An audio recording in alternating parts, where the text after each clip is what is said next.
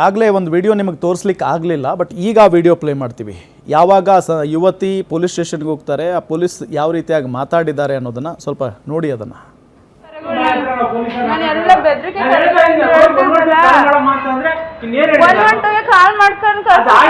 ಈಗ ಹೊಸ್ತಾಗಿ ಇದು ಮಾಡು, ನಾನು ಮಾತಾಡ್ತೀನಿ ಅವ್ರ ಹತ್ರ ಹೋಗಿ ಅಂತಂದ್ರೆ ಹೊಸ್ತಾಗ ಅಂದ್ರೆ ಎಷ್ಟೊತ್ತು ಅಂತ ಒಬ್ಬರೇ ಎಲ್ಲ ಬೆಂಗಳೂರು ಸಿಟಿ ಇರೋದು 1.5 ಕೋಟಿ ಜನಸಂಖ್ಯೆ ಇದ್ದಾರೆ. ಸರಿ, ಕಂಪ್ಲೇಂಟ್ ರಿಸೀವ್ ಮಾಡ್ಕೊಂಡಿರೋದು ಇದು ಕೊಡಿ. ಏನ್ ಬೆಳಿಗ್ಗೆ ಬನ್ನಿ, ಕಂಪ್ಯೂಟರ್ ಬೆಳಿಗ್ಗೆ ಹೇಗೆ ಸರ್? ಇವಾಗ ಕೊಡಿ, ರಿಸೀವ್ ಮಾಡ್ಕೊಂಡು ಏನು ಒಂದು ಜೆರಾಕ್ಸ್ ಮಾಡ್ಕೊಂಡು ಒಂದು ಇದು ಹಾಕೊಡ್ತೀನಿ ಹೋಗಮ್ಮ. ಚೇತು ಆಯ್ತು, ಊಟ ಮಾಡ್ಬಾ.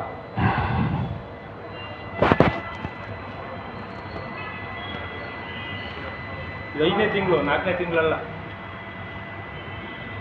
4 ಅಂತ ಬರೋದ್ರು ನೋಡಮ್ಮ. ಆಮೇಲೆ ಅದಕ್ಕೆ ನಾನು ರಿಸೀವ್ಡ್ ಹಾಕೊಟ್ಟು ನೋಡು, 1 ತಿಂಗಳಾಗೈತೆ ಏನು ಮಾಡಿಲ್ಲ ಅನ್ನೋದು. ಆಮೇಲೆ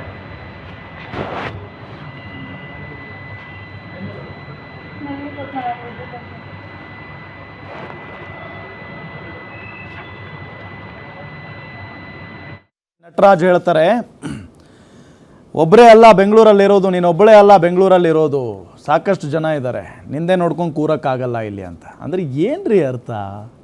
ಒಂದು ಹೆಣ್ಣುಮಕ್ಕಳು ಕಂಪ್ಲೇಂಟ್ ಅಂತ ಕೊಡೋಕ್ಕೆ ಬಂದಿದ್ದಾರೆ ಸಮಸ್ಯೆ ಅಂತ ಹೇಳಿ, ಒಬ್ಬಳೇ ಅಲ್ಲ ಬೇರೆ ಇದ್ದಾವೆ ನಮಗೆ ಕೆಲಸ ಅಂತ ಹೇಳ್ತೀರಾ ಅಂತ. ಅಂದರೆ ಇದಕ್ಕಿಂತ ಇನ್ನೊಂದು ಇಂಪಾರ್ಟೆಂಟ್ ಕೆಲಸ ಏನಿದೆ ನಿಮಗೆ? ಬಂದವ್ರಿಗೆ ಅದನ್ನು ಸಾಲ್ವ್ ಮಾಡಿ ಕಳಿಸೋದು ತಾನೆ, ಏನಿದೆ ಕತೆ ಅದು ಅಂತ ಕೇಳೋದು ತಾನೆ. ಅದನ್ನು ಬಿಟ್ಟು ನೀನು ಒಬ್ಬಳೇ ಅಲ್ಲ ಬೇರೆಯವರು ಇದ್ದಾರೆ, ಹಾಗೆ ದುಡ್ಡಿದ್ದವ್ರು ಬಂದರೆ ನೀನು ಒಬ್ಬನೇ ಅಲ್ಲ ಅಪ್ಪ ಬೇರೆಯವರು ಇದ್ದಾರೆ ಅಂತ ಹೇಳ್ತೀರಾ ನೀವೆಲ್ಲ ಪೊಲೀಸ್ನವರು? ಹೋಗಿ ಅವ್ರ ಮುಂದೆ ಕೈ ಕಟ್ಕೊಂಡು ನಿಲ್ತೀರಲ್ಲ, ನೋಡಿಲ್ವಾ ನಾವು? ಸೊ ಈಗ ಇಷ್ಟೆಲ್ಲ ಆದ ನಂತರ ಈಗ ಎಲ್ಲಿಗೆ ಬಂದಿದೆ ಈ ಪ್ರಕರಣ?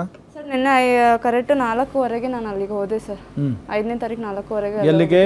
ಪೊಲೀಸ್ ಸ್ಟೇಷನ್ಗೆ. ಏನಾಗಿದೆ ಏನು 24 hours ಆದ್ರೂ ನಮಗೇನು ಅವ್ರ ಕಡೆಯಿಂದ ಮಾಹಿತಿ ಬಂದಿರಲಿಲ್ಲ. ನಾವು ಹೋಗಿದ್ವಿ ಪೊಲೀಸ್ ಸ್ಟೇಷನ್ಗೆ. ಅಲ್ಲಿಂದ ಫಸ್ಟ್ ನಾವು ಹೋಗಿದ್ದೆ ಎಲ್ಲಿಗೆ ಅಂದರೆ ಕಮಿಷನರ್ ಆಫೀಸಿಗೆ ಹೋಗಿದ್ವಿ. ನಾವು ಕಮಿಷನರ್ ಆಫೀಸಿಂದ ಹೋಗಿ DCP ಆಫೀಸಿಗೆ ಹೋಗಿ, ಅಲ್ಲೇ 2nd ಫ್ಲೋರಲ್ಲಿ ಇರ್ತಾರೆ, ಅವ್ರ ಹತ್ರ ಮಾತಾಡಿ ಅಂತ ಹೇಳಿದ್ದಕ್ಕೆ DCP ಆಫೀಸಿಗೆ 2nd ಫ್ಲೋರಿಗೆ ಹೋದ್ವಿ. ಅಲ್ಲಿಂದ ನಮಗೇನು ಮಾಡಿದ್ರು, ಸರಿ ನಾನು ಹೇಳ್ತೀನಿ ಹೋಗಿ ಅಲ್ಲಿ ಇನ್ಸ್ಪೆಕ್ಟರ್ ಡಬಲ್ ಸ್ಟಾರ್ ಇರ್ತಾರೆ, ಅವ್ರ ಹತ್ರ ಮಾತಾಡಿ ಅಂತ ಹೇಳಿದ್ದಕ್ಕೆ ನಾನು ಸ್ಟೇಷನಿಗೆ ಬಂದೆ ಸರ್. ಅವತ್ತು ನೆನ್ನೆ 4:15ಗೆ ಸ್ಟೇಷನಿಗೆ ಬಂದಾದಮೇಲೆ ಸ್ಟೇಷನಲ್ಲಿ ಕೇಳಿದೆ ಸರ್. ಕೇಳಿದರೆ ಕೂತ್ಕೊಳ್ಳಿ ಅಂತ ತುಂಬ ಸಲ ವೆಯ್ಟ್ ಮಾಡಿಸಿದ್ರು. NCR ಕಾಫಿ ಕೊಡಿ ಅಂದರೆ ನೆನ್ನೆ ಡೇಟಾಗಿ ಕೊಟ್ಟಿದ್ದಾರೆ. ನಾವು 4ನೇ ತಾರೀಕಿದೆ ಕೊಟ್ಟಿದ್ದು, 4ನೇ ತಾರೀಕದೇ ಡೇಟಾಗಿ ಕೊಟ್ಟಿದ್ದಾರೆ ಅವರು. ಇನ್ನೂವರೆಗೂ ಆ PG ಮಾಲೀಕರನ್ನ ಅರೆಸ್ಟ್ ಮಾಡಿಲ್ಲ. ಅವ್ರಿಗೆ ಒಳಗಡೆ ಕೂರಿಸ್ಬಿಟ್ಟು ನನ್ನ ಆಚೆ ಕೂರಿಸಿದ್ದಾರೆ ಸರ್. ನಾನು ಹೋಗಿ ಸರ್, ಇನ್ನೊಂದು ಅಂಶ ಏನು ಅಂತ ಅಂದ್ರೆ, ಈ PG ಮಾಲೀಕ ನಡೆಸ್ತಾ ಇರೋದೇ ಅಕ್ರಮ PG. ಹೌದು, ಲೈಸೆನ್ಸ್ ಇಲ್ಲ. ಅದು ಕೂಡ ಮನೆಗಳಿರೋ ಏರಿಯಾ, ಅಂದ್ರೆ ಏನು ನಾವು ರೆಸಿಡೆನ್ಷಿಯಲ್ ಏರಿಯಾ ಅಂತ ಏನ್ ಕರಿತೀವಿ, ಅದರಲ್ಲಿ ಕಮರ್ಷಿಯಲ್ ಇನ್ಕಮ್ ಅನ್ನ ಮಾಡ್ತೀಯಾನೆ. ಅವ್ನಿಗೆ ಯಾವುದೇ ರೀತಿಯ ಒಂದು ಟ್ಯಾಕ್ಸ್ ಅನ್ನಾಗಲಿ ಏನು ಕಟ್ತಾ ಇಲ್ಲ, ಅವನು BBMP ಕಟ್ತಾ ಇಲ್ಲ. ಯಾವ್ಯಾವ ಅಧಿಕಾರಿಗಳಿಗೆ ಏನೇನನ್ನ ಕೊಡಬೇಕು ಅಂತ ನನಗೆ ಗೊತ್ತು, ತಲುಪಿಸ್ತಾ ಇದ್ದಾನೆ. ಆರಾಮಾಗಿ ಲಕ್ಷ ಇನ್ಕಮ್ ಅನ್ನ ಮಂತ್ಲಿ ತಗೊಂತಾ ಇದ್ದಾನೆ, ಆರಾಮಾಗಿದ್ದಾನೆ. ಆದ್ರೆ ಇಷ್ಟೊಂದು ದಬ್ಬಾಳಿಕೆ, ಅದು ಕೂಡ ಬೇರೆ ರಾಜ್ಯ, ಪಕ್ಕದ ಕೇರಳ ರಾಜ್ಯದಿಂದ ಬಂದು ಈ ರೀತಿಯ ದಬ್ಬಾಳಿಕೆ ಮಾಡ್ತಾನೆ ಅಂದ್ರೆ ಆತ ಪೊಲೀಸ್ನವ್ರನ್ನ ಏನಂತ ತಿಳ್ಕೊಂಡಿದ್ದಾನೆ ಅನ್ನೋದು ಇಲ್ಲಿ ಸಾಕಷ್ಟು ದೊಡ್ಡ ಪ್ರಶ್ನೆ. ನೋಡೋಣ, ಇದನ್ನ ಗ್ಯಾರಂಟಿ ನ್ಯೂಸ್ ಕೂಡ ಫಾಲೋ ಅಪ್ ಮಾಡ್ತಾ ಇದೆ.